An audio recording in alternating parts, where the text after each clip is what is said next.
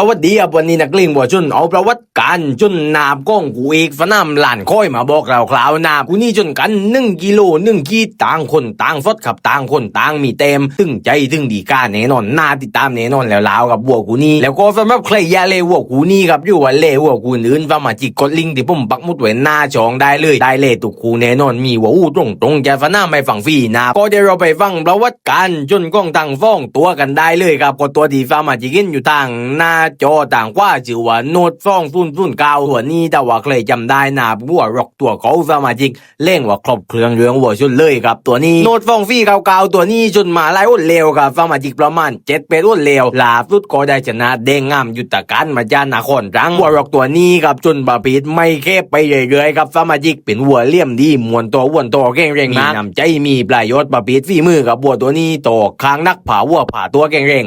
ตายมีไปหน้ามาลั่งอยู่กันกับหน้าติดตามมากับวัวชนตัวนี้ต่อเช้า